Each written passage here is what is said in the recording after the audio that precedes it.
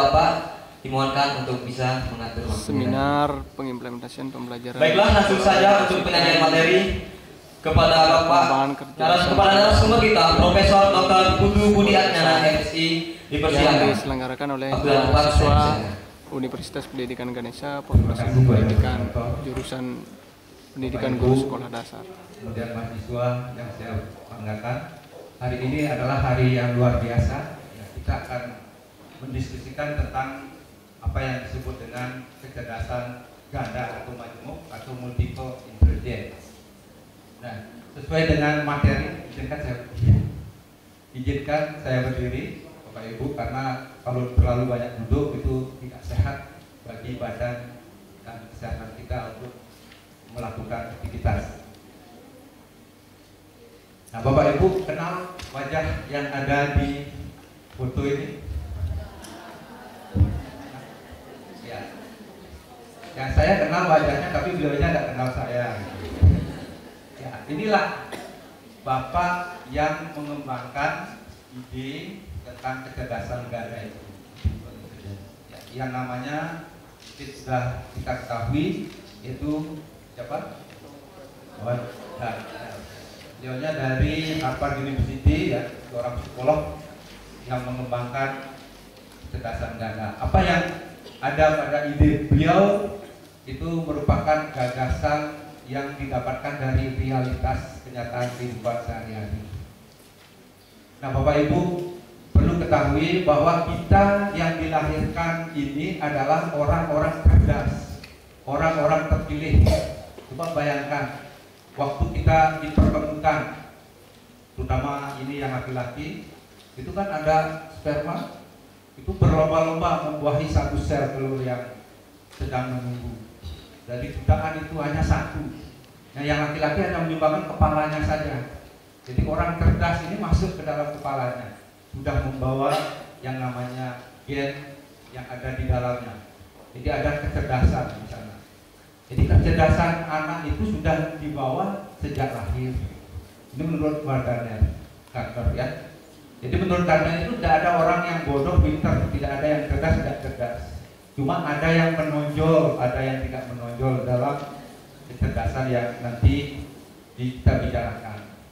Nah, jadi di sini bahwa Gardner ini menyatakan bahwa tidak ada orang yang tidak cerdas. Oleh sebab itu kita harus memberdayakan kecerdasan. Jadi istilahnya di sini tidak membuat orang cerdas, tapi sudah cerdas. Kita memberdayakannya. Bagaimana caranya nanti? Nah, menurut Gardner, dia pertama kali tahun 1983 dia menemukan hanya 7 kecerdasan. Kemudian berkembang menjadi 8 dan sekarang 9. Yang 9 ini sedang digodok, dipertanyakan. Jadi ke-8 itu seperti ini. Jadi ada nanti kecerdasan linguistik, interpersonal, intrapersonal, spasial, bodily, kinestik. Itu adalah tentang kinestetik dan jasmani, musikal, kemudian ada naturalis, ada logical, matematik.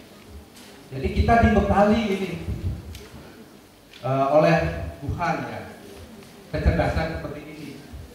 Nah, sekarang mana yang muncul? Setiap orang itu bisa muncul 1, bisa menonjol 2, bisa 3, atau belum muncul. Nah, beberapa istilah yang lain digunakan kecerdasan ini, ada istilahnya ini.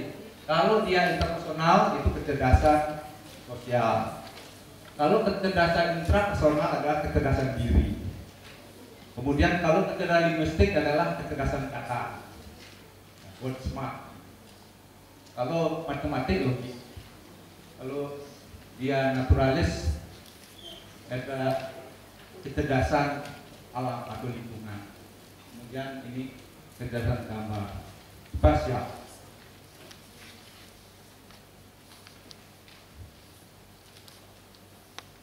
Nah, definisi kecerdasan menurut Gardner berbeda dengan menurut dinas yang kita ketahui. Kalau dulu istilahnya IQ gitu.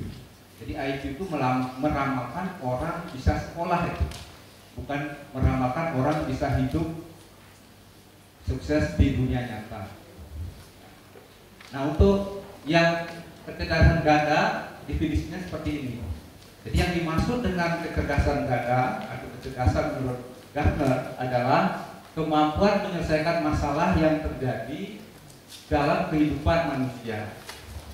Jadi kalau ada masalah-masalah terkait dengan dunia nyata, dia bisa menyelesaikannya. Kemudian bisa menghasilkan, terutama yang ketiga, menciptakan sesuatu, entah barang, entah berupa musik, berupa gambar, dan sebagainya. Nah, itulah yang disebut dengan kecerdasan. Jadi kemampuan memecahkan masalah dan kemampuan menciptakan sesuatu.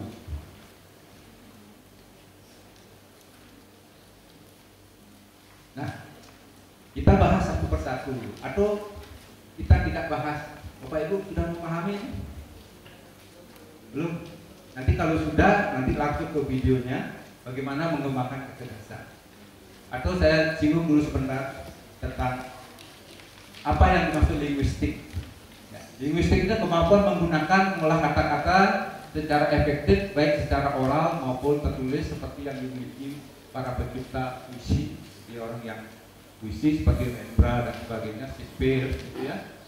Dan editor, jurnalis, dramawan, sastrawan, pemain sandiwara maupun orator. Nah, ini adalah ciri dari orang memiliki kecerdasan linguistik. Jadi kalau anak Bapak Ibu memperhatikan anak-anak mulai dari awal itu dilihat, biasanya dia suka ngomong. Jadi ngomongnya itu kata-katanya melebihi dari yang biasa, itu sudah mengarah ke linguistik. Ya. Nah, kalau Bapak Ibu tahu bahwa Einstein itu umur 10 tahun baru bisa bicara, tetapi di dalam logika matematik nanti dia berkembang. Jadi di sini anak-anak itu tidak semua bisa muncul kecerdasannya.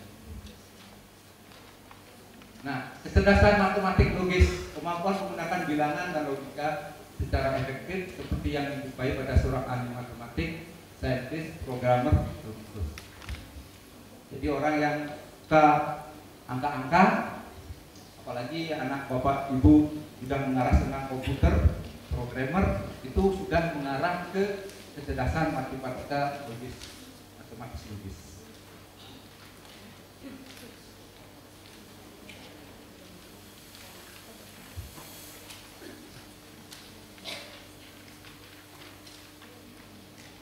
Ya, kemudian kecerdasan spasial visual.